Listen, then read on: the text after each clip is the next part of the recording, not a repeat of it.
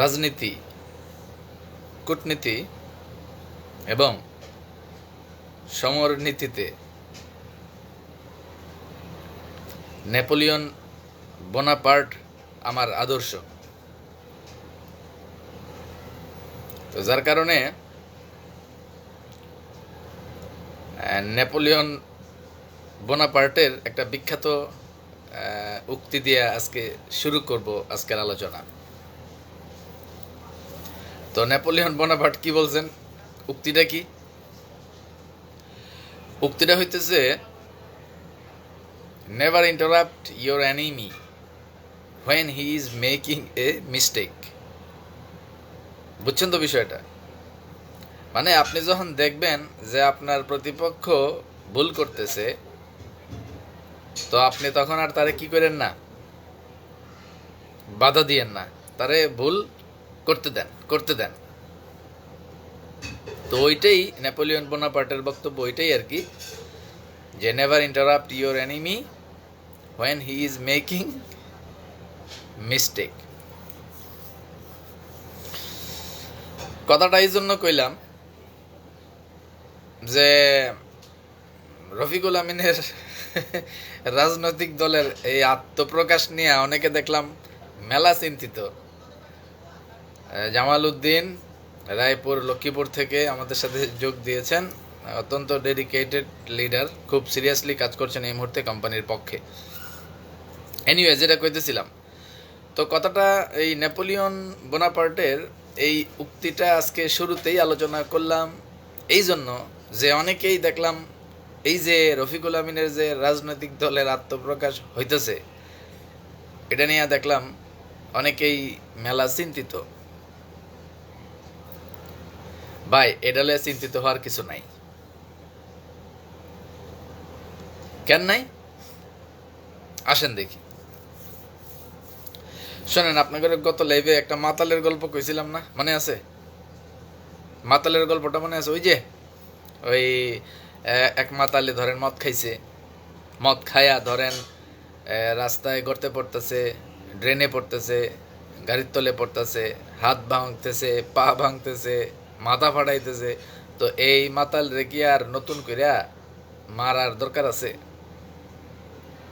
দরকার নাই। তাহলে হ্যারে খালি কি করতে হইব? ওই মাতাল রে কি করতে হইব? যে তুই খালি আরো মদ খা, তুই খালি আরো হাট, তুই খালি আরো মদ খা, তুই খালি আরো হাট। কারণ এই কাজটাই খালি আর করতে দিতে হইব, আর কিছু করার দরকার নাই। তো সেম এই যে রফিকুল আমিন গং, এই যে এখন এরা যা করতেছে, এরা হইতেছে এখন ডেস্টিনির ওই মাতাল। নোয়াখালী থেকে পলাশ দেবনাথ যোগ দিয়েছেন, ধন্যবাদ। তাইলে এখন ওই যে এই রফিকুল আমিন গংই হইতেছে এখন ওই ডেস্টিনির সেই মাতাল, যারা ধরেন ওই যে ওই মাতালের মতো আর কি, মদ খাইয়া হাত ভাঙতেছে, পা ভাঙতেছে, গাড়ির তলে পড়তেছে। তো হ্যাঁ করে মারার দরকার নাই। কামরুল হাসান সিদ্দিকী লিখছেন, বর্তমানে রফিকুল আমিনের মাথা পুরোটাই খারাপ হয়ে আছে। খারাপ হওয়ার তো কথা, কেন খারাপ হয়েছে এটা আমি একটু পরে আলোচনায় আসতেছি আর কি। যাই হোক, তো হেগরে কিচ্ছু করার দরকার নাই, মারার দরকার নাই, কিচ্ছু করার দরকার নেই, ওই মাতালের মতো। তো এগরে যে কিছু করার দরকার নাই এবং কিছু যে করার লাগে না, তার প্রমাণ হইল বিগত 3 মাসে হেগো কামকাজের ফিরিস্তি। এবং এই কি কি কামকাজ তারা করছে গত 3 মাসে, এবং প্রত্যেকটা যে বুমেরাং হয়েছে, এই সবই কিন্তু আমি একটা গত লাইভে আপনাগুলোকে আলোচনা করছিলাম।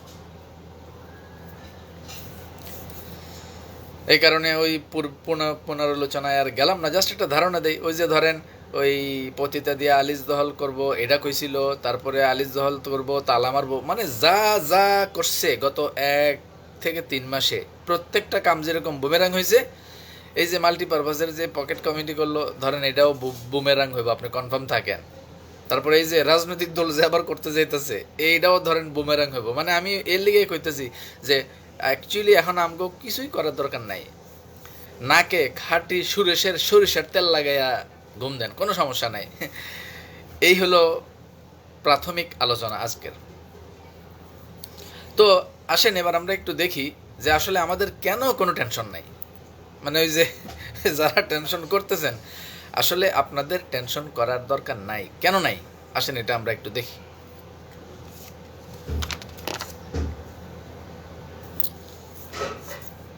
শোনেন ভাইজান,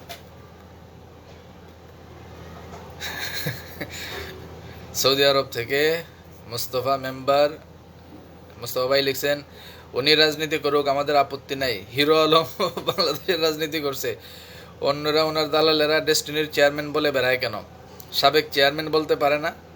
ডেস্টিনি গ্রুপ কি ওনার বাপ দাদার কাইল্লা সম্পদ নাকি? আসলে হয়েছে কি মোস্তফা ভাই, ওই যে আমি আমার আলোচনায় আপনি বুঝতে পারবেন যে আসলে এগুলো কেন করতেছে তারা। হিরো আলমের রাজনীতিতে যে অবস্থা হয়েছে না, এর চেয়ে আরও দুর্দশা হবে এই দালাল গোষ্ঠীর। আপনারা জাস্ট ওয়েট করেন, আমি আলোচনায় আসতেছি, পুরো আলোচনা শুনলে আপনারা আশা করি মজা পাইবেন আর কি। তো যেই কথাটা কইতেছিলাম, মানে রফিকুল আমিনের যে কোনো পদক্ষেপ যাচাই করবেন সংশ্লিষ্ট বিদ্যমান আইন দিয়া, তাইলেই আপনার হিসাব দেখবেন একেবারে ফকফকা।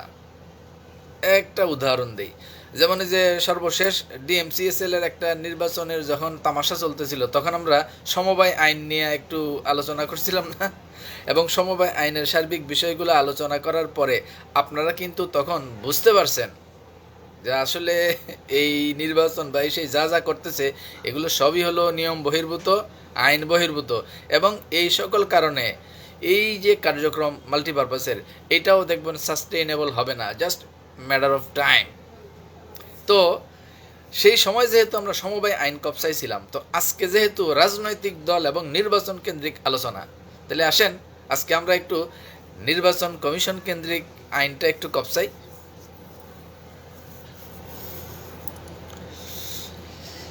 আচ্ছা চলেন একটু আইন কপসামো। আমি তো আপনাকে আগেই কইছি, এই বেকুবের গোষ্ঠী সৌদি আরব থেকে দেলোয়ার শিকদার লিখছেন কি, ওনার মাথায় মাল উঠে গেছে তাই শান্তিতে থাকতে পারেনি। ভাই, পাবলিকের ডলা খাওয়ার ভয় উঠলে মানুষের মাথা তো মাল উঠবই। বুঝলেন না? আমি আলোচনা করতেছি, করলে আপনারা বুঝবেন যে আসলে কে হো রাহা হ্যাঁ। যাই হোক, যেটা কইতেছিলাম আর কি। তো আমরা আজকে চলেন একটু নির্বাচন কেন্দ্রিক আইন কপসাই। আজকে আমরা গণপ্রজাতন্ত্রী বাংলাদেশের সংবিধানের ৬৬ নম্বর অনুচ্ছেদের একটা আলোচনা করব। চলেন। পাবনার ফিরোজ মাহমুদ ভাই লিখছেন, ডেস্টিনির সম্পদ কুক্ষিগত করার জন্য রাজনীতিতে আসছে। এই সুযোগটা সে পাবে না, ডেস্টিনির সম্পদ কুক্ষিগত করার সুযোগ রফিকুল আমিন পাবে না। কিন্তু যেই জিনিসটার জন্য সে রাজনীতিতে আসতে চাইতেছে সেটা হলো নিজের পিঠ বাঁচানোর জন্য আর কি। যাই হোক, এটা আমি আলোচনা করলে আপনারা বুঝতে পারবেন আর কি। তো আসেন আমরা গণপ্রজাতন্ত্রী বাংলাদেশের সংবিধানের ৬৬ নম্বর অনুচ্ছেদ আমরা একটু পড়ি, দেখি নির্বাচন কেন্দ্রিক ইস্যু নিয়ে এখানে কি বলা হয়েছে। চাঁপাইনবাবগঞ্জের সিনিয়র পিএইচডি মনিরুল ইসলাম মনির আমাদের সাথে যোগ দিয়েছেন, ধন্যবাদ। তো গণপ্রজাতন্ত্রী বাংলাদেশ সংবিধানের যে ধারা, মোহাম্মদ শাকিল হাসান লিখছেন, আগে ট্রেনিং করতাম, আমাদেরকে শিখাইতো, হ্যাঁ কত কিছু তো শিখাই, এখন রাজনীতিতে নামছে। হ্যাঁ, যাই হোক, এটা নিয়ে আমি আরও কিছু মজার একটা ছোট্ট উদাহরণ দিই তাহলে, যেহেতু আপনারা একজন কমেন্ট করছেনই। গত এক সপ্তাহের কিছু হালকা ধারণা আপনাকে দিই। আমার তো ধরেন টুকটাক বিভিন্নভাবে, আনোয়ারুল আজিম লিখছেন আরও একটা সুন্দর কথা লিখছেন যে রফিকুল আমিন আগামী সরকারের মেনন বা ইনু হতে চাই। মেনন ইনু হওয়ারও যোগ্যতা নাই, কি হইব এটা যে হিরো আলমের জায়গাতেও যাইব না, হিরো আলমের চেয়ে আরও বাজে অবস্থা হইব। দেখেন, আমি আলোচনায় গেলেই বুঝবেন আর কি। তো যাই হোক, আসেন আমরা একটু আইন চলে যাই। নির্বাচন কেন্দ্রিক আইন, গণপ্রজাতন্ত্রী বাংলাদেশের সংবিধানের ৬৬ নম্বর অনুচ্ছেদ, ওইটা আসেন আমরা একটু দেখি এখানে কি বলা আছে। এখানে বলা আছে, শিরোনামটা কি, জাতীয় সংসদ নির্বাচনে প্রার্থী হওয়ার অযোগ্যতা সংক্রান্ত বিধান। মানে আপনি জাতীয় সংসদ নির্বাচনে প্রার্থী হইতে পারবেন না, অযোগ্য বলিয়া বিবেচিত হইবেন কি কি কারণে। আসেন সেটা আমরা একটু দেখি। ১ নাম্বার, কোনো ব্যক্তি যদি আদালত কর্তৃক অপ্রকৃতিস্থ বলিয়া বিবেচিত হয় বা ঘোষিত হয়, অপ্রকৃতিস্থ বুঝছেন তো, পাগল আর কি। তো রফিকুল আমিনের ইদানিংকার কাজকর্ম সব কিছু মিলে ব্যক্তিগতভাবে তারে আমার মানসিক ভারসাম্যহীনই মনে হয়। স্বাভাবিক কোনো কাজকর্ম সে করতেছে বলে আমার মনে হয় না, কিন্তু তারপর আদালত যেহেতু আর হ্যাঁ পাগল কয় নাই, তাহলে ধরেন এই ধারা থেকে তো হ্যাঁ বেঁচে গেল। আচ্ছা ধরেন এটা গেল। আচ্ছা, সংসদ নির্বাচনে প্রার্থী হওয়ার অযোগ্যতার সংক্রান্ত যে বিধান, সেই বিধানের ক্ষেত্রে দ্বিতীয় যে ধারাটা আছে সেটা কি? ধরেন কোনো ব্যক্তি যদি দেউলিয়া ঘোষিত হইবার পরে দায় হইতে অব্যাহতি না পাইয়া থাকেন, এটা হইল নির্বাচনে প্রার্থিতা না পাওয়া বা প্রার্থীর অযোগ্যতা হওয়ার আরও একটা বিধান। কি সেটা? মানে কোনো ব্যক্তি যদি দেউলিয়া ঘোষিত হইবার পরে দায় হইতে অব্যাহতি না পাইয়া থাকেন। আসেন এটা আমরা আর একটু দেখি। সর্বশেষ যে মানে সার্বিক ট্রি প্ল্যান্টেশন মাল্টিপারপাস রায়টায় সব মিলিয়া আমি যতটুক আমার ক্ষুদ্র জ্ঞানে আমি যতটুক জানি, বর্তমান যে সিচুয়েশন, নাম্বার 1, রায়ের মানে সামষ্টিক হিসাবে এই মুহূর্তে 2000 লিমিটেড বা ডেস্টিনি 2000 লিমিটেডের রফিকুল আমিনের যে শেয়ার আছে, এই রায়ের মধ্যে কিন্তু এটা বলা আছে ওই শেয়ার বিক্রি কইরা এবং তার সকল স্থাবর অস্থাবর সম্পত্তি সহ যা যা আছে এই সব কিছু স্টেক হোল্ডারদের দায় দেনা পরিশোধের নিমিত্তে এগুলো সব রাষ্ট্রীয় অনুকূলে চলে গেছে। তাইলে সেই হিসাবে অ্যাকচুয়ালি উনি তো দেউলিয়াই, সে তো দেউলিয়াই। চাঁপাইনবাবগঞ্জের মনির ভাই লিখছেন বিগত সময়ে জেলখানায় কমিশন বাণিজ্য করছে আর রাজনীতিতে এসে নমিনেশন বাণিজ্য করতে চাইতেছে। ভালো কথা বলছেন, ভালো কথা বলছেন, রাইট। অবশ্যই নমিনেশন করার সুযোগ সে পাইব না। আরেকজন লিখছেন উনি রাজনীতিতে এসে ডেস্টিনির মানে সমস্যা আরও বাড়াচ্ছে। কথা সত্য, অবশ্যই ডেস্টিনির কিছু হবে না, হেতের কোয়াল হেতেই খাইলে অবস্থা হইব। যাই হোক, যেটা বলছিলাম, তাইলে রায় অনুসারে তার যে অবস্থা, আইনত অ্যাকচুয়ালি ডেস্টিনি 2000 লিমিটেডের যে শেয়ারের মালিকানা ওনার ছিল সেটাও ওনার নাই। ইভেন আমি যেটা শুনলাম ওই যে 2000 লিমিটেডের যে বিজনেস সেন্টার, এটাও তো তার একটা সম্পদ, এইটার মালিকানাও নাকি এখন তার নাই। তার মানে সব কিছু মিলাইয়া অ্যাকচুয়ালি ডেস্টিনির অফিসিয়ালি কোনো অথরিটি এবং কোনো ধরনের কিছু ক্লেম করার মতো অবস্থায় রফিকুল আমিন নাই। তাইলে এই এক হিসেবে তো তাইলে দেউলিয়াই তো, এবং এই দায় থেকে তো অব্যাহতি উনি পায় না। এই যে ট্রি প্ল্যান্টেশন মাল্টিপারপাস এইগুলোর যে দায়, এই দায় থেকে কি অব্যাহতি পাইছে? পায় নাই। আদালতে আপিল করছিল, আপিল করার পরে এই সাজা যেটা অর্থদণ্ডটা শুধু কি হয়েছে, স্থগিত হয়েছে, মানে মৌকুফ না কিন্তু মানে স্টে করাইছে আর কি, আপিল করাইয়া। তাইলে এই দায় থেকে অব্যাহতি যদি না পায় তাইলেও এখানে নির্বাচনে প্রার্থী হওয়া কি না সম্ভব না। আচ্ছা, আরো কি আছে? কোনো ব্যক্তি যদি বিদেশি রাষ্ট্রের নাগরিকত্ব অর্জন করেন, অর্থাৎ যদি কোনো ব্যক্তি দ্বৈত নাগরিকত্ব গ্রহণ করেন, তাহলে তিনিও নির্বাচনে প্রার্থিতার অযোগ্য বলিয়া বিবেচিত হইবেন। তো আমগো এই যে রফিকুল আমিন সাহেব এই যে রাজনীতি শুরু করতে যে যাইতেছে, কানাডার নাগরিক না, দ্বৈত নাগরিক না, গেল এটা। দাঁড়ান, কথা আরো আছে, আরো আছে, আরো আছে।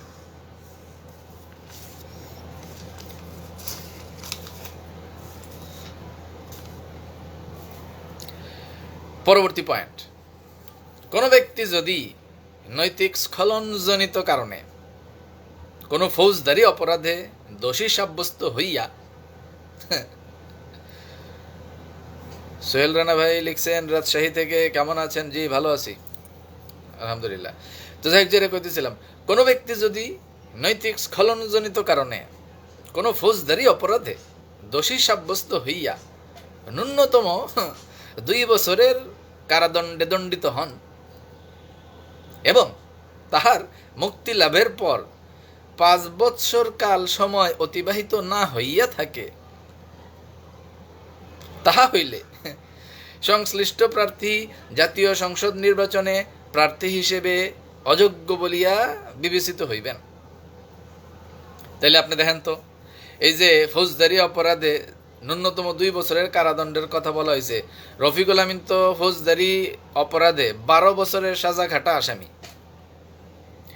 তার মুক্তি লাভের পর 5 বছর অতিবাহিত হয়েছে।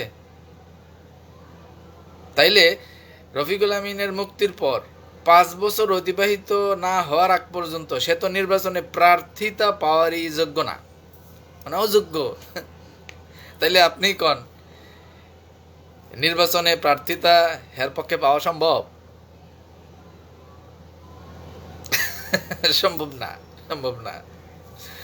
এবার আসেন আরেকটু পূর্বের বিষয়টা আবার একটু আমরা আলোচনা করি। কি 1 নম্বর যেটা কইছিলাম, যে কোনো ব্যক্তি যদি আদালত কর্তৃক অপ্রকৃতিস্থ বলিয়া ঘোষিত হয়, তো ধরেন সে তো আর পাগল বলিয়া আদালত কর্তৃক ঘোষিত হয় নাই, আচ্ছা ধরেন এখানে সে মাপ পেয়ে গেল। কোনো ব্যক্তি যদি দেউলিয়া ঘোষিত হইবার পরে দায় হইতে অব্যাহতি না পেয়ে থাকেন, তাহলে এখানে তো দেউলিয়া এবং দায় হইতে তো সে অব্যাহতি পায় নাই। ট্রি প্ল্যান্টেশন, মাল্টিপারপাসের টাকা টোকা এইগুলার যে এই দায়, এটা শোধ হইছে? হয় নাই। 3 নম্বর, কোনো ব্যক্তি যদি বিদেশি রাষ্ট্রের নাগরিকত্ব অর্জন করেন এবং দ্বৈত নাগরিকত্ব অর্থাৎ দ্বৈত নাগরিকত্ব গ্রহণ করেন, তাহলে এখানে এই যে তার যে দ্বৈত নাগরিকত্ব আছে কানাডার, এই দ্বৈত নাগরিকত্বের কারণেও কি তার নির্বাচনে প্রার্থিতা এটা অযোগ্য না? ধরেন এরপরে আর কি কি আছে, কোনো ব্যক্তি যদি নৈতিক স্খলনজনিত কারণে কোনো ফৌজদারি অপরাধে দোষী সাব্যস্ত হইয়া ন্যূনতম 2 বছরের কারাদণ্ডে দণ্ডিত হন, তো হ্যাঁ তো হয়েছে 12 বছরের কারাদণ্ডপ্রাপ্ত সাজা খাটা আসামি, তো এর পক্ষে আপনার এটা সম্ভব। তারও আবার শর্ত কি আছে, যে মুক্তি লাভের পরবর্তী 5 বছর পর্যন্ত অতিবাহিত না হইলে ওই ব্যক্তি নির্বাচনের কোনো প্রার্থিতা পাওয়ার যোগ্যতা ওনার থাকবে না, অযোগ্য বলিয়া বিবেচিত হইবে। তাহলে এবার সামগ্রিক বিষয় এবার আপনারা চিন্তা করে দেখেন, বিদ্যমান আইনে রফিকুল আমিনের পক্ষে নির্বাচনে প্রার্থী হওয়া সম্ভব না, সম্ভব না। তো এটা কি হ্যাঁ জানে না?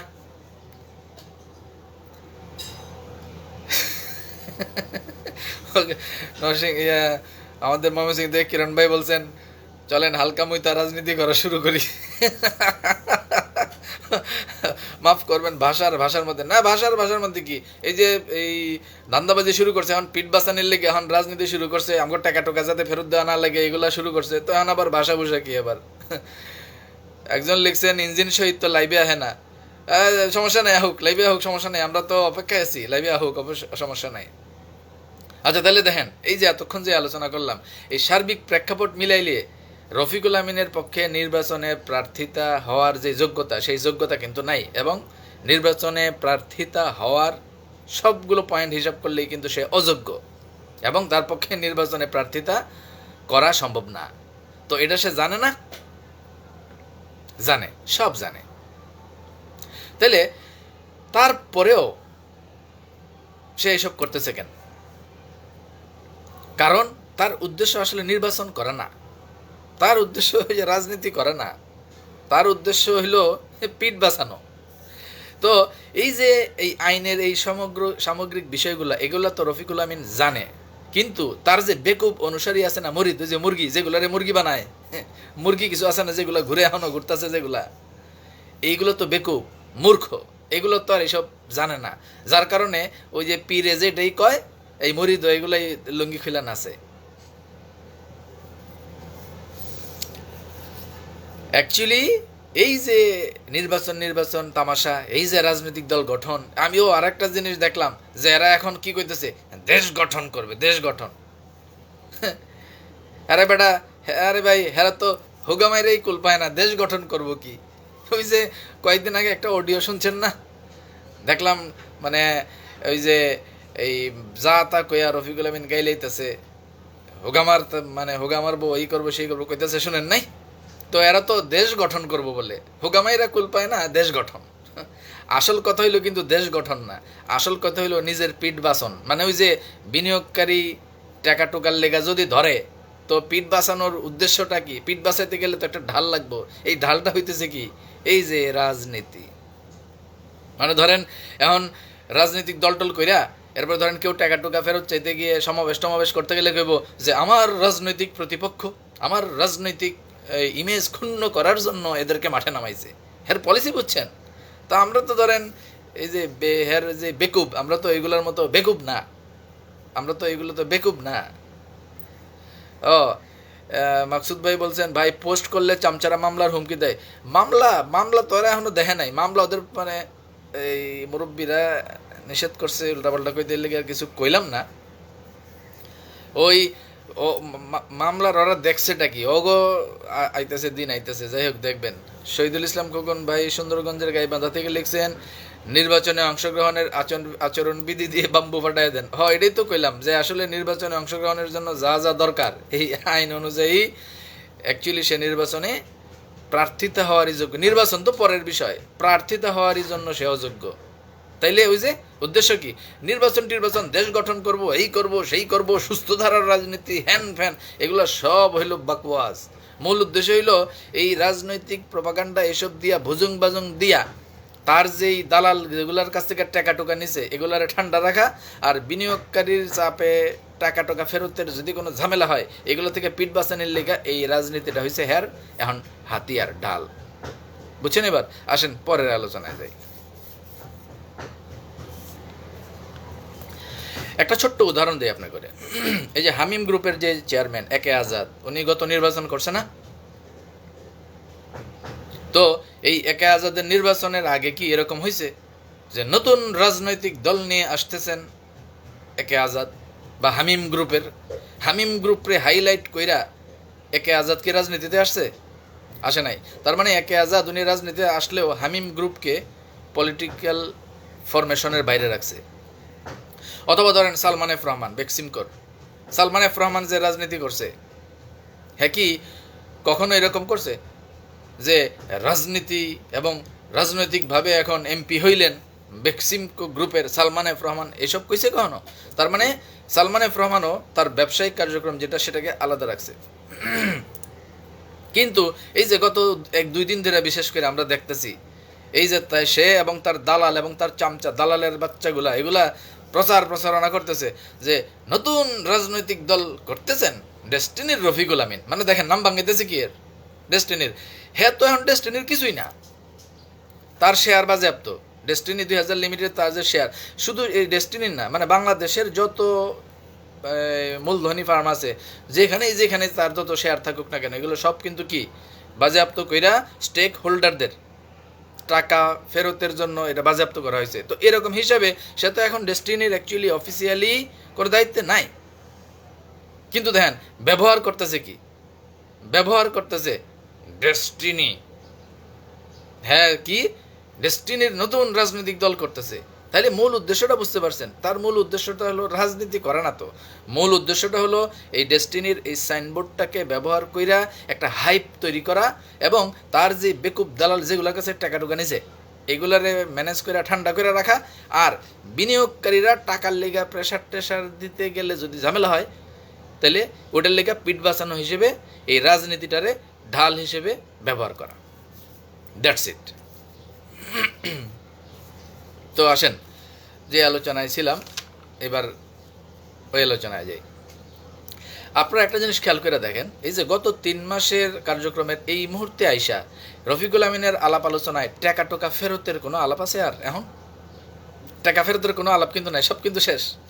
মানে ট্রি প্ল্যান্টেশনের হেরা একটা কথা কয় যে ধরেন মাল্টিপারপাস আর ট্রি প্ল্যান্টেশনের টাকার ক্ষেত্রে নাকি আদালতের নির্দেশনা আছে। আচ্ছা ঠিক আছে, ওকে, ভালো কথা। মাল্টিপারপাস আর ট্রি প্ল্যান্টেশনের ক্ষেত্রে না হয় আদালতের নির্দেশনা আছে, ওকে, মেনে নিলাম। যদিও আদালত কিন্তু সুস্পষ্ট নির্দেশনা দিয়ে দিছে, তারপরে ধরেন যুক্তির খাতিরে হের কথা মেনে নিলাম যে ট্রি প্ল্যান্টেশন এবং মাল্টিপারপাসের ক্ষেত্রে আদালতের নির্দেশনা লাগবে, ওকে, ভালো। তো কোশেয়ার যে নেওয়া হয়েছিল এই কোশেয়ারের সুরাহা করতে গিয়ে আদালতের নির্দেশনা লাগবে, এটার সুরাহা হইতেছে না কেন? প্রজেক্ট 100+ বাবদ টাকা নিছিল না? প্রজেক্ট 100+ এটা কোনটা জানেন তো? 13, 14, 15 দিকে আপনারা যারা ছিলেন বা আছেন বুঝবেন। ওই যে কইছিল যে আপনারা আমার এখন যেই টাকা দিবেন জামিনের লেগে আমি বের হওয়ার পরপরই এটা কিন্তু যা দিবেন তার ডাবল পাইবেন। ওইটা ছিল প্রজেক্ট 100+, মানে 100, 200, 500, 1000 যে যত পারেন। তো এই প্রজেক্ট 100+-এর কোনো সমাধান করতে গিয়ে আদালতের নির্দেশনা দরকার আছে? নাই। তাহলে এটা সমাধান করতেছে না কেন? তারপরে ধরেন এই যে সুপার হিরো যে টাকা নিয়েছিল 100 টাকায় 1800 টাকা, মনে আছে আপনাকে? 100 টাকায় 1800 টাকা লাভ দিব, ভুয়া এবং বাটপারি ধান্দাবাজি প্রজেক্ট। এইটার সাথে কি আদালতের নির্দেশনার কোনো সম্পৃক্ততা আছে? এটার কোনো সুরাহা করতেছে না।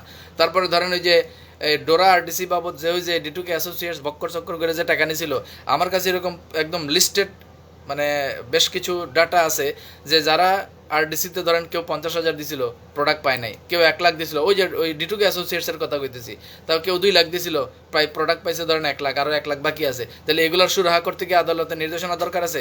এগুলোর সমাধানের কোনো আলোচনা তার মুখে আছে? নাই। তারপরে ধরেন আপনার যে স্বপ্ন শহরে যে টাকা নিয়েছিল, ডুপ্লেক্স ট্রিপ্লেক্স হ্যান ত্যান বাড়ি বানাইব, এই যে হাউজিংয়ে যে টাকা নিয়েছিল, এগুলোর কোনো সুরাহা করতে কি আদালতের নির্দেশনা দরকার আছে? নাই। এগুলোর সুরাহা করতেছে। এবং দেখেন গাছ বিক্রির টাকা আরেকটা মজার ব্যাপার, 16 সালে যখন আদালত রায় দিছিল যে 2800 কোটি টাকা জমা দিলে তার জামিন হইব, তখন কিন্তু অনেক বিনিয়োগকারীর কাছ থেকে কিন্তু গাছও বিক্রি করছে, যে আচ্ছা ঠিক আছে গাছ তো বিক্রি করতে পারতেছে, মানে বিক্রি করে টাকা জমা দিতে গেছে আদালত, তো আপনারা তাহলে কিছু গাছ কেনেন, এরকম করে 25,000 প্যাকেজ, একটা প্যাকেজের দাম 25,000, এরকম করে কিন্তু অনেক মানুষের কাছ থেকে কিন্তু টাকা নিছে। তো পরে কি আর গাছ বিক্রি হয়েছে? এই যে দেখেন, এই যে এত এত এত এত টাকা নিছে, এই টাকা ফেরতের কোনো আলাপ আছে? মানে টাকা ফেরতের কোনো আলাপ কিন্তু নাই। এখন কিন্তু টাকা ফেরতের কোনো আর আলাপ নাই, রাজনীতিতে চলে গেছে। বুঝেন বিষয়টা? রিলেট করতে পারেন বিষয়টা? আচ্ছা আসেন, তো আসল কথা কি? হেরা কইতাছে দেশ গঠন, আসলে হইল নিজের পেট বাঁচন। বুঝতে পারছেন? যাই হোক, তো ওই তার যে আসোদা বেকুব অনুসারী যেগুলো আছে, এগুলো তো বেকুব আর মূর্খ, এগুলো তো এসব বুঝে না। এগুলো যেমনি নাচাইতেছে এগুলো এমনি নাচে। নির্বাচন, প্রার্থিতা, এগুলো আসলে কোনোটাই আসলে তার উদ্দেশ্য না, কারণ সে জানে বিদ্যমান আইন অনুযায়ী তার পক্ষে এগুলো সম্ভব না। তাহলে কি করতেছে? এগুলা কইরা জাস্ট ওই যে একটু লাইমলাইটে থাকা, একটু হাইপ তোলা, আর ওই তার এই বেকুব যে মুরগিগুলো আছে এগুলারে ঠান্ডা রাখা, এবং এই বিনিয়োগকারীদের চাপ থেকে বাঁচার লিগা তদবির ফিকির করা আর কি। আর এখানে আরও কিছু তার দালাল আছে, ডায়মন্ডের মধ্যেও তার কিছু দালাল আছে দু একটা, এগুলার ওই যে কিছু অডিও ক্লিপ টিপ তো দেখছেন আপনারা, এগুলো সামনে আইবো, আরও আইবো সামনে, আরও কিছু আছে, কাজ চলতেছে আর কি। যাই হোক, তাহলে এবার আসেন অন্য প্রসঙ্গে আসি। একটা পুরানা প্রসঙ্গই, আপনারা জানেন, এটা আমি অনেক সময় কইছি, এখনও কই, আপনারা তো জানেন যে আমার আবার একটা অভ্যাস আছে। কি অভ্যাস? সেটা এটা গুণটা আপনারা ভালো বলেন আর খারাপ বলেন, আমার আবার একটা অভ্যাস আছে, আমি চেহারা দেখলে বাপের নাম কয়ে দিতে পারি, বুঝছেন? তো এবার আসেন, আমি তাইলে একটু আমার অনুমান আপনাগুলোকে শেয়ার করি। চেহারা দেখলে যেহেতু বাপের নাম কয়ে দিতে পারি। দেখেন, এই যে গত 2-3 দিন ধরে এই যে রাজনৈতিক দলের আত্মপ্রকাশজনিত একটা বিষয় নিয়ে যে কার্যক্রম চলতেছে, মিরপুরের মনির ভাই লেখছেন বেকুব গোয়া মারানি খাওয়ার সময় আইতেছে। এটা অবশ্য আইতেছে, সামনে পাবলিকে টের পাইব আর কি। আচ্ছা যাই হোক, যেটা কইতেছিলাম, এই যে গত 2-3 দিন ধরে যেই প্রচারণা বা সামগ্রিক বিষয় চলতেছে, এই সব কিছুই কিন্তু একটা প্লটেড, মানে প্লট করা, পরিকল্পিত একটা অংশ। কিসের অংশ এটা পরিকল্পিত? আপনারা তো জানেনই যে আমি চেহারা দেখলে যেহেতু বাপের নাম কয়ে দিতে পারি। এটা হইতেছে আমার অনুমান, এটা হইতেছে আওয়ামী লীগের ফ্যাসিস্ট যেই অংশটা আছে, এই ফ্যাসিস্ট পুনর্বাসন প্রক্রিয়ার একটা প্লট হইতেছে এই যে রাজনৈতিক দলের আত্মপ্রকাশ। কেমনে? আসেন একটু ডিসকাস করি। দেখেন তো, এত বড় একটা ঘটনা ঘটতেছে, এটা নিয়ে ডেস্টিনির হাইকোর্ট নিযুক্ত বোর্ডের কোনো বিবৃতি আছে? কেন নাই? মানে বাংলাদেশে যে কেউ স্বাধীনভাবে রাজনীতি করতে পারে, এটা তার অধিকার আছে, কিন্তু যখন একজন ব্যক্তি একটা প্রতিষ্ঠানের নাম ব্যবহার করে কাজটা করতেছে, সেই প্রতিষ্ঠানের যদি কোনো অফিসিয়াল বিবৃতি না থাকে, পক্ষে হোক আর বিপক্ষে হোক, তাইলে এটাকে কি আনুষ্ঠানিকভাবে অফিসিয়াল বলার সুযোগ আছে? একটা এক্সাম্পল দিই। ধরেন অফিসিয়ালি যদি একটা বিবৃতি থাকে যে হ্যাঁ, ধরেন অফিসিয়াল বিবৃতি একেবারে বোর্ডের পক্ষ থেকে যে আমরা দল গঠন করলাম রাজনৈতিকভাবে, তাহলে এটা অফিসিয়ালি বলা যেত হ্যাঁ এটা ডেস্টিনির অফিসিয়াল রাজনৈতিক দল, ঠিক না? ঠিক না ভাই? এরকম কি কোনো বিবৃতি আছে? নাই। তার মানে এটা তো ডেস্টিনির অফিসিয়াল কোনো রাজনৈতিক দল না, এটা বলা যেতে পারে। তাইলে এটা যদি ডেস্টিনির অফিসিয়াল রাজনৈতিক দল না হয়, তাইলে এইটার বিরুদ্ধে অফিসিয়ালি কোনো বিবৃতি নাই কেন? হাইকোর্ট নিযুক্ত বোর্ডে যারা আছেন, বিশেষ করে আমগো চেয়ারম্যান সাহেব, অনারেবল চেয়ারম্যান জনাব প্রশান্ত ভূষণ বড়ুয়া, আপনার উদ্দেশ্যে কইতেছি, আপনি আমগো অনারেবল হাইকোর্ট অ্যাপয়েন্টেড বোর্ডের চেয়ারম্যান, আপনারে সম্মান দিয়ে আমরা কথা কই, এখনও কইতেছি, বরং আপনারে কিন্তু আমরা ডিফেন্ড করি সব সময়। ওই দালালের গোষ্ঠী যখন আপনারে কয় যে হ্যাঁ হইলো আওয়ামী লীগের দোসর, ফ্যাসিস্টের দোসর, তখন আমরাই কিন্তু আপনার পক্ষে কথা কইয়া আপনারে ডিফেন্ড করি, আপনারে রক্ষা করি। কিন্তু আপনার ইদানিংকার সাম্প্রতিক কর্মকাণ্ডে আপনার প্রতি আমগো বিনিয়োগকারী হিসেবে আপনার প্রতি আমগো কিন্তু একটা ডাউট তৈরি হয়েছে, অভিযোগ, আপনারে অভিযুক্ত করতেছি না, কিন্তু আপনার প্রতি আমগো একটা সন্দেহ তৈরি হয়েছে। তো এই সন্দেহ দূর করার দায়িত্ব কিন্তু বড়ুয়া সাহেব এখন আপনার। কি সন্দেহ? আসেন এবার আমরা একটু আলোচনা করি।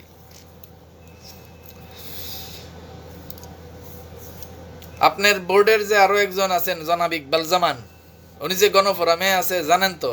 তো উনি তো আওয়ামী লীগ করতো, উনি এখন গণফোরামে, তার মানে ওখানে যে পুনর্বাসিত হইতাছে। আপনি তো আওয়ামী লীগের ছাত্রলীগের কেন্দ্রীয় নেতা ছিলেন না? নতুন দলের ফাতেমা বিবি নিয়ে কোনো কথা আছে? কমো এটার লয় কথা কমো। আচ্ছা যাই হোক, যেটা কইতেছিলাম, বড়ুয়া সাহেব, আপনি তো ছাত্রলীগের রাজনীতি করতেন এবং আওয়ামী লীগের পক্ষে টকশো অনেক সময় করতেন না? তো আপনারে তো আওয়ামী দোসর বা ফ্যাসিস্টের দোসর কইয়া অনেকে ওই যে দালালের গোষ্ঠী, হেরা তো আপনারে আক্রমণ করতো বা করে। তো আমরাই তো বরং আপনার পক্ষে কথা কই, এবং আপনার পক্ষে কথা কয়ে আমরা কি কই যে না, ওনারা এই মানে ওনাকে আওয়ামী বা ফ্যাসিস্ট দোসর বলার সুযোগ নাই, দরকার নাই। কেন নাই? কারণ উনি ডেস্টিনির পক্ষে কাজ করতেছে, এই কথা কয়ে আমরা কিন্তু আপনারা ডিফেন্ড করি। তো আমরা অবাক হইলাম যে এই যে এত ঘটনা ঘটতেছে, ডেস্টিনির হাইকোর্ট নিযুক্ত বোর্ডের পক্ষ থেকে এটার কোনো অফিসিয়াল বিবৃতি নাই। কেন নাই? জনাব প্রশান্ত ভূষণ বড়ুয়া, আপনার উদ্দেশ্যে বলছি, তাইলে কি আমরা ধরে নিব এই রাজনৈতিক দলের আত্মপ্রকাশের সাথে আপনার সম্পৃক্ততা আছে? আমরা আপনারা এখনো অভিযুক্ত করতে চাই না। আপনি ফ্যাসিস্ট পুনর্বাসন প্রক্রিয়ার একটা গন্ধ তো আমরা পাইতেছি। এমনও তো হইতে পারে না যে এখানে একটা ঘুটু হইতেছে তলে তলে, আর এই মুহূর্তে ধরেন আওয়ামী লীগও আছে বিপদে, কোন একটা ডালপালা ধইরা তো এখন রাজনীতি করতে হইব। আবার রফিকুল আমিন আর তার এই বেকুব এই দালালের গোষ্ঠীও আছে বিপদে, পিঠ বাঁচাইতে হইব। তো আমি আর মামু আমরা খামু সিচুয়েশনটাও তো হইতে পারে। তো আমরা বিনিয়োগকারী হিসেবে জনাব প্রশান্ত ভূষণ বড়ুয়া, আমরা আপনার কাছে জানতে চাই যে এই যে রাজনৈতিক দল গঠনের ক্ষেত্রে ডেস্টিনির নাম ব্যবহার করা হইতেছে, এই ক্ষেত্রে ডেস্টিনির হাইকোর্ট নিযুক্ত বোর্ডের চেয়ারম্যান হিসেবে আপনার কোনো বিবৃতি আমরা এখনো কেন পাইলাম না? তাইলে এই যে আমরা আপনারে যে সন্দেহ করা শুরু করছি, আপনার পক্ষে এতদিন কথা কইলাম, কিন্তু এখন আবার আপনারে সন্দেহ করা শুরু করছি আমরা বিনিয়োগকারীরা, তাইলে এই সন্দেহ দূর করার দায়িত্ব জনাব প্রশান্ত ভূষণ বড়ুয়া আপনার। এই সন্দেহ যদি আপনি দূর করতে চান, তাইলে হাইকোর্ট নিযুক্ত বোর্ডের বিবৃতি আমরা দেখতে চাই, আপনার প্রকাশ্য অবস্থান আমরা দেখতে চাই। ডেস্টিনির নাম ভাঙাইয়া এই যে আমাদের ৪৫ লক্ষ মানুষের এই রুটি রুজির যেই অরাজনৈতিক প্ল্যাটফর্ম, এইটাকে রাজনৈতিক নাম ভাঙাইয়া যে আমাদের এই প্রতিষ্ঠানের সুনাম নষ্ট করা হইতেছে, এই ব্যাপারে আপনি হাইকোর্ট নিযুক্ত বোর্ডের চেয়ারম্যান কি ভূমিকা রাখছেন জনাব প্রশান্ত ভূষণ বড়ুয়া? আপনি আমরা এলাম বিনিয়োগকারী, বুঝছেন? কিন্তু আমরা ধরেন ওই আমরা অনারেবল চেয়ারম্যানও কইতে পারি, আবার ঠাস করে অন্য কিছু কয়ে লেতে পারি, কইলাম না। আর আপনি সম্মানী মানুষ, মুরব্বীরাও নিষেধ করে খারাপ কথা না কই দিয়ে লেগে কইলাম না আর কি। তো আমরা আপনার বিবৃতি চাই, আপনার এই ব্যাপারে আপনার সুস্পষ্ট অবস্থান আমরা জানতে চাই। আপনি বিদেশে বইয়া যেভাবেই হোক আপনি আজকের মধ্যে একটা সুস্পষ্ট বিবৃতি আম করে দিবেন যে ডেস্টিনির এই রাজনৈতিক দল যে হইতেছে এটার ব্যাপারে আপনার অবস্থান কি, আপনার সুস্পষ্ট অবস্থান আমরা জানতে চাই। আর নাই তো আপনার প্রতি আমগো যে সন্দেহ তৈরি হইতেছে, এটা তো তৈরি হইবই, স্বাভাবিক। কারণ আপনি আওয়ামী ঘরানার, এবং আমগো এনএফসি কার্ড এবং আমগো ব্যাংক এই বিজনেসের স্টেটমেন্ট চালু থেকে শুরু করে সব কিছুর ব্যাপারেই তো সর্বশেষ একটা ওই যে জুম মিটিংয়ে আপনি কইছিলেন সব ওকে, এবং আমরাও তো ওই মিটিংয়ের ভিতরে ছিলাম, সরাসরি আমরা শুনছি। কিন্তু তারপরেও এই যে এই ব্যবসায়িক কার্যক্রম থেকে শুরু করে সার্বিক যে ব্যাপারগুলা, এই ব্যাপারগুলা শুরু করার ক্ষেত্রে কেন যেন এক ধরনের প্রতিবন্ধকতা আমরা দেখতে পাইতেছি। তাহলে এখানে আসলে তলে তলে কি কোনো ঘটু হইতেছে নাকি, আমরা একটু জানতে চাই। বিনিয়োগকারী হিসেবে আমরা এটা জানতে চাই। জনাব প্রশান্ত ভূষণ বড়ুয়া, আপনি আমগরে এটা জানাইবেন। যেহেতু হাইকোর্ট আপনার চেয়ারম্যান হিসেবে নিয়োগ দিছে, এই 45 লাখ লোকের রুটি রুজি এবং ভাগ্য এখন যেহেতু আপনার হাতে, তাহলে এটা আপনার জবাবের, আপনার কাছে জবাব চাওয়াটা এটা আমগো আইনি অধিকার, বুঝছেন নি? যেহেতু আপনি ব্যারিস্টার মানুষ, আইন আদালত তো আপনি ভালো বুঝেন, তো দয়া করে এটা একটু আমগরে ক্লিয়ার করেন আর কি। আমরা যেহেতু বুঝতেছি না যে রাজনৈতিক দল হইতেছে ডেস্টিনির নাম ভাঙাইয়া, এটা অফিসিয়াল না আনঅফিসিয়াল, এটা বোঝার লেগা আপনার এবং আপনাগো সুস্পষ্ট অবস্থান বিনিয়োগকারী করে জানান, আজকের মধ্যে জানান। যদি না জানান তাইলে বুঝবো যে এই রাজনৈতিক দলের আত্মপ্রকাশের ক্ষেত্রে আপনাগো ইন্ধন আছে, এই সন্দেহ আমরা করতেই পারি। তো সন্দেহ দূর করার দায়িত্ব এখন হাইকোর্ট নিযুক্ত বোর্ডের হাতে, আরও বিশেষ করে আমগো চেয়ারম্যান সাহেব প্রশান্ত ভূষণ বড়ুয়া আপনার হাতে। আশা করি আপনি এই ব্যাপারে আপনার সুস্পষ্ট অবস্থান ব্যক্ত করবেন। আর এই ব্যাপারে আমাদের হাইকোর্ট নিযুক্ত বোর্ডের যারা আমাদের শেয়ার হোল্ডিং ডিরেক্টর সহ যারা শেয়ার হোল্ডিং ডিরেক্টর আছেন, তারা আপনাকেও সুস্পষ্ট অবস্থানও আমরা জানতে চাই। আর শেয়ার হোল্ডার হিসেবে আমরা যারা বোর্ডে নাই কিন্তু কার্যক্রমের সাথে সহযোগিতা করতেছেন, যেমন আমাদের অনারেবল শেয়ার হোল্ডার জনাব আশরাফুল আমিন, গতকালকে ওনার আমরা একটা পোস্টের মাধ্যমে স্পষ্ট বিবৃতি আমরা পেয়ে গেলাম যে অ্যাকচুয়ালি এই রাজনৈতিক দল গঠনের এই সামগ্রিক বিষয়ের সাথে ওনার কোনো সম্পৃক্ততা নাই, এবং আরও অনেক পিএইচডি আরও অনেক সিনিয়ররা কিন্তু তাদের অবস্থান কিন্তু ব্যক্ত করতেছেন এবং নিজেদের অবস্থান কিন্তু সুস্পষ্ট করতেছেন। তো অফিসিয়ালি হাইকোর্ট নিযুক্ত বোর্ডের অবস্থানটা মানে কেন এখনো সুস্পষ্ট হইল না, এটা আমরা জানবার চাই। এইটা যদি সুস্পষ্ট না করা হয় তাইলে আপনাগো প্রতি আমগো যে সন্দেহ যে ওই যে ফ্যাসিস্ট পুনর্বাসনের প্রক্রিয়া আপনারা চালাইতেছেন, তাহলে ওই সন্দেহটাই কিন্তু পরবর্তীতে অভিযোগে রূপান্তরিত হইতে পারে। চেয়ারম্যান সাহেব প্রশান্ত ভূষণ বড়ুয়া সহ হাইকোর্ট নিযুক্ত বোর্ডের সবার উদ্দেশ্যেই কইতেছি, আপনারা আমগো বিনিয়োগ, আমরা যারা বিনিয়োগকারী, আমগো বিনিয়োগ ফেরতের দায় আপনাকে উপরে, আমগো কর্মসংস্থান ফেরতের দায় আপনাকে উপরে। হাইকোর্ট 173/22 মাধ্যমে আপনাকে এই দায় দিছে, এই দায় শোধ করার দায়িত্ব আপনাকে। তো আমরা অপেক্ষায় রইলাম, হাইকোর্ট নিযুক্ত বোর্ডে যারা আছেন আপনাকে এই ব্যাপারে সুস্পষ্ট অবস্থানের পক্ষে আমরা রইলাম। আপনাকেও সুস্পষ্ট অবস্থান আমগরে জানান। ধন্যবাদ। এমদাদ ভাই লিখছেন রফিকুল আমিনের রাজনীতি আওয়ামী লীগের পুনর্বাসনের প্রস্তুতি। হ্যাঁ ভাই, আমি ওইটাই মানে আমারও তাই মনে হইতেছে আর কি। মানে এই এক শয়তান আর এক শয়তানের ঘাড়ে চাইপা এখন একটা আরেকটারে মানে ব্যাক টু ব্যাক হ্যান্ড খাইলা এগুলো এখন পিঠ বাঁচাইতে চাইতেছে আর কি। যাই হোক, আমরা তো আমগো অনারেবল চেয়ারম্যান হাইকোর্ট নিযুক্ত বোর্ডের যিনি আছেন জনাব প্রশান্ত ভূষণ বড়ুয়া, জনাব ইকবাল জামাল উনি নাকি আবার গণফোরামে যোগ দিছে শুনলাম। মজা কিচ্ছা কাহিনী কত হইতাছে। তারপরে এই যে আমগো হাইকোর্ট নিযুক্ত বোর্ডের শেয়ার হোল্ডিং ডিরেক্টর সহ যারা আছেন, আপনারা অফিসিয়ালি আমগরে আপনাকে অবস্থান জানান। এই রাজনৈতিক দলের আত্মপ্রকাশের ব্যাপারে আপনাকে সুস্পষ্ট অফিসিয়াল অবস্থান কি এটা দ্রুত আমগরে জানান, আজকের মধ্যেই জানান। আমরা অপেক্ষায় রইলাম।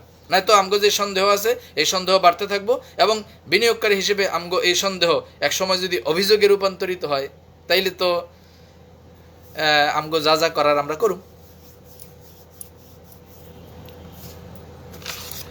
যাই হোক,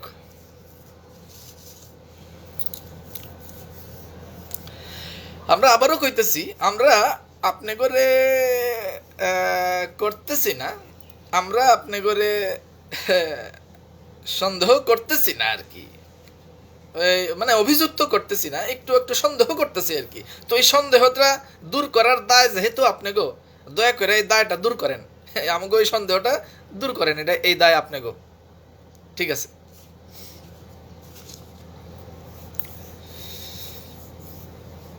তো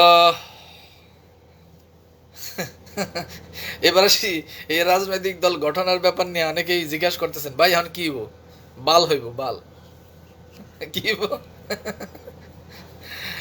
ভাই আমি একটা কথা কই আপনাকে, শোনেন, ঘোড়ার ডিম হইব, ঘোড়ার ডিম। তবে আমি বেসিক্যালি চাই রাজনৈতিক দলের আত্মপ্রকাশটা ঘটুক। কেন চাই জানেন? ওই যে শুরুতে কি কইছিলাম, never interrupt your enemy when is making a mistake, ওই যে নেপোলিয়নের ওই কথাটা। আচ্ছা, কেন আমি চাই এটা, যে রাজনীতিতে আহুক, আত্মপ্রকাশ করুক, আনুষ্ঠানিকভাবে আসুক? কেন চাই জানেন? কারণ এতদিন এই দালালের গোষ্ঠীরে ঘাড়াইছে কারা? নন পলিটিক্যাল পাবলিক ওগরে ঘাড়াইছে। এখন পলিটিক্যাল পাবলিক এগুলোর ঘাড়াইব, একদম ঘাড়াইব। মানে রাজনীতির মাঠ তো এখনো তো বুঝে নাই, এগুলো তো মূর্খ, এগুলো তো বুঝে নাই রাজনীতির মাঠ কি জিনিস। আপনি দেখেন, এই যে এত বিশাল একটা বিপ্লব করে এনসিপি আইলো, দল করলো, এই এনসিপি পর্যন্ত এত এত জনসমর্থন নিয়ে হিমশিম খাইতেছে না, মানে চতুর্মুখী চাপে। তো রাজনীতি তো ইতনা সিধা নেই রে ভাই, এগুলারে রাজনীতি করতে দেন, আইতে দেন। তো আমি কেন চাই জানেন? ওই যে এতদিন নন পলিটিক্যাল পাবলিকে ওগরে ঘাড়াইছে, এখন পলিটিক্যাল পাবলিকে ওগরে কি করব? ঘাড়াইব। দেন, রাজনীতি করতে দেন, এখন শখ মিটাইতে দেন। জাস্ট এই যে রাজনৈতিক আত্মপ্রকাশ, রাজনৈতিক দলের আত্মপ্রকাশের এই যে একটা হাইপ তুলতেছে, এই হাইপটা তোলা পর্যন্ত তাদেরকে কাজ করতে দেন। মানে বিষয়টা কি, ওই যে হাইপ বুঝেন তো, একটা উদাহরণ দেই। ধরেন যখন ঢেউ আয় সাগরে, আপনি ধরেন সাগরে কক্সবাজারে যারা গেছেন, যখন ঢেউ আয়, এই ঢেউ থেকে বাঁচার লেগে আপনার অপশন দুইটা, হয় লাফ দিয়ে ঢেউয়ের উপরে উঠে যাবেন, আর নয়তো পানির তলে ডুব দিবেন। তাইলে এই ঢেউয়ের ধাক্কা থেকে আপনি কি থাকবেন? সেফ থাকবেন। একটা উদাহরণ দেই, এই যে একটা হাইপ, এখন রাজনৈতিক দলের আত্মপ্রকাশের একটা হাইপ যে তুলছে, জাস্ট এটা নিয়ে কোনো টেনশনই করার দরকার নাই। মানে আপনি আপনার হাতের কাজটা চালাই যান। ওই যে মনে আছে 26শে মার্চ, আলিজ দখল, আলিজ দখল। তো ওই ঢেউটা, ওই হাইপটা আমরা কিভাবে কাটাইছি? আমরা জাস্ট স্কিপ করে গেছি, মানে ঢেউটা আমরা আমাদের গায়ে না লাগাই আমরা পাস করে দিছি। তো সেমভাবে এই যে এখন যে সিচুয়েশনটা চলতেছে, জাস্ট এদের হাতে তো কোনো কাজকাম নাই, কিছু একটা তো করতেইব। তো এই কারণে এই কাজকাম নাই বিধায় এই এদিক সেদিক যা যা আছে, এই এই কিছু একটা কইরা লাফালাফি করতেছে, করতে দেন। জাস্ট এই হাইপ যেটা তুলছে এরা, রাজনৈতিক দলের আত্মপ্রকাশ, দেশ গঠন, হ্যান গঠন, জাস্ট এই সময়টা কি করতে দেন, পার হইতে দেন। এটাকে নিয়ে আপনি মানে স্কিপ করে আপনার কাজ আপনি চালাই যেতে থাকেন। আর একটা উদাহরণ দেই, হাইপ মানে কি, একটা উদাহরণ দিই। যেমন ধরেন আপনার এক বন্ধুর লগে আপনার মারামারি হইলো, আপনার বন্ধু আপনার ধরেন মাইরাটেরা ফাটাই লাইছে, মাইরাটেরা পলাই গেছে, এখন আপনার ধরেন মাথা টাথা ফাটাই ফেলাইছে। এখন আপনি ধরেন হেভি খেপা, যে হেরে পাইলে আপনিও মারবেন। তো পরের দিনে যদি হেরে পাওয়া যান, তাহলে কি ক্যাসানিটা আপনি দিবেন? হেভি ক্যাসানি দিবেন না? দিবেন। কিন্তু ধরেন আপনারা মাইরা হে পলাই গেছে, আপনি তারা পান না, 1 বছর 2 বছর 2 বছর পরে ধরেন হেরে আপনি পাইছেন, তাহলে ওই আগের মতো রাগ কি আর থাকবো? রাগ অনেক কমে যাবে না? তার মানে কি, এটাই হলো হাই। তো ওই যে ধরেন এরা রাজনীতি করতেছে, রাজনৈতিক দল আত্মপ্রকাশ করতেছে, এই হাইপটা ধরেন 17 তারিখে একবারে আত্মপ্রকাশ করতে দেন। এরপরে ধরেন 18 তারিখ যাইতে দেন, 19 তারিখ যাইতে দেন, 20 তারিখ যাইতে দেন। ওই যে দেখেন ওই হাইপটা কি হয়ে যাব, ডাউন হয়ে যাব। এরপরে একবারে কি দেখবেন, ওই যে দেখবেন ওই ওই যে শেষরা রাজনৈতিক দলগুলোর মতো বিভিন্ন জায়গায় জায়গায়, এইসব জায়গায়, অমুক জায়গায় তমুক জায়গায় যাইব, সভা সমাবেশ টমাবেশ করার চেষ্টা করবো, এই আর কিছু না। ওই তখনই কিন্তু ওই পলিটিক্যাল পার্টির ঘাড়ানি শুরু হইব, বুঝছেন না? আমার ধারণা কালকে কি হইব জানেন? আমার যেটা ধারণা, আমি একটা ছোট্ট উদাহরণ দেই। গত পরশু একটা, ওই যে হ্যাগো যে সংগঠনগুলো আছে না 6টা, যেগুলো লাফায়, তো ওইটার যে কোনো একটা সংগঠন আর কি মিটিং হইতেছিল 150 জনের নিয়ে। তো এর ভিতরে 150 জনের ভিতরে 100-র উপরে এই যারা আছে এগো বক্তব্য হইলো ভাই আমরা ব্যবসা করতেছি, ব্যবসা করবো, এই রাজনীতির কথা বলে কিন্তু আমরা এটার সাথে নাই। তার মানে এই রাজনীতির ইস্যুটা হাতে নেওয়ার কারণে এই বেকুবের গোষ্ঠীর আরো অর্ধেক লোক কিন্তু ডিমোটিভেট হয়ে সরে যেতেছে, এটা মাথায় রেখেন। তো কালকে কি হইতে পারে, মানে বিএনপির এত সময় নাই, বিএনপির খায়া দেয় এত কাম নাই যে এখানে আইব। আমার ধারণা বিএনপি তো আইবই না, জামাত হেগো খায়া দেয় এত কাম মনে হয় না, নাই আইব কিনা, আইলে আউক, আইতে পারে। মানে আমার যেটা ক্ষুদ্র জ্ঞানে যেটা মনে হইতেছে, বিএনপি আওয়ামী লীগ বা এই রাজনৈতিক দলমল এগুলার আওয়ার বা এদের কোনো প্রতিনিধি আসার মতো কোনো সময় বা সুযোগ এদের আমার ধারণা নাই। তাহলে কি হইতে পারে, ওই যে কিছু শেষরা পলিটিক্যাল পার্টি আছে না, যেগুলার ধরেন আপনার ওই যে মোটরসাইকেল পার্টি, মানে তিনজনের সংগঠন আর কি, সভাপতি সেক্রেটারি আর সাংগঠনিক সম্পাদক, এক মোটরসাইকেলে তিনজন, এটাই হলো দল। এরকম কিছু দলমল টলমল নিয়া ওই যে ভুজুং বাজুং কইরা একটা প্রোগ্রাম করে রাজনৈতিক দলের আত্মপ্রকাশ বা ভুকচুক করতে পারে, এই আর কি, আর কিছু না। অতএব এইটা নিয়ে অ্যাকচুয়ালি টেনশন। একজন বলছেন বা আমাদের ডিস্ট্রিবিউটরদের কি হবে ভাই, আমাদের ডিস্ট্রিবিউটরদের কোনো সমস্যা নাই, আমরা আমাদের ব্যবসায়িক কার্যক্রম চালাইতেছি, আমরা আমাদের ব্যবসায়িক কার্যক্রম চালাবো এবং আমাদের শেয়ার হোল্ডারদের সমন্বয়ে হাইকোর্ট নিযুক্ত বোর্ডের সাথে আমরা সমন্বয় করব, ব্যাস, দ্যাটস ইট। এই আর পলিটিক্যাল কাম যেগুলো করতে চাইতেছে একভাবে হাউস উঠছে, পলিটিক্যাল করতে দেন, মানে পলিটিক্স করতে দেন, এই জাস্ট হাইপটা পাস করেন। 17 তারিখ 18, এই যে দল গঠন হ্যান ফ্যান ত্যান ফ্যান, এই সময়টা পাস করতে দেন। ওই যে আমি একটা কথা কইছিলাম না, আমাকে এখন কোনো কাম নাই, বৈশা বৈশা খালি তামসা দেখবেন, পয়সা ফেক তামাশা দেখ। যাই হোক, তো আলোচনা শেষের দিকে এসে পড়ছি। কথা হইল হ্যাগো কাম হেরা করুক, আমগো কাম আমরা করি। হাইকোর্ট নিযুক্ত বোর্ডের কাছে বিনয়ের সাথে আমরা আবেদন করব, শেয়ার হোল্ডিং ডিরেক্টর সহ যারা আছেন আপনারা এ ব্যাপারে আপনাদের অবস্থান স্পষ্ট করেন এবং স্পষ্ট একটা অফিসিয়াল বিবৃতি দেন। আমরা বিনিয়োগকারীরা হাইকোর্ট নিযুক্ত বোর্ডের অবস্থান স্পষ্টভাবে দৃশ্যমানভাবে জানতে চাই। আর হ্যাঁ, বিনিয়োগকারীদের উদ্দেশ্যে কিছু কথা বলবো যে আলিস সেন্টারের দায়িত্বশীলদের উপরে ভরসা রাখেন, পিএইচডি ফোরামের দায়িত্বশীলদের উপর ভরসা রাখেন। একটা জিনিস মনে রাখবেন, আমি আগেও কইছি আজকেও কই, ডেস্টিনির বর্তমান নিয়ন্ত্রণ এই পৃথিবীর কারো হাতে নাই।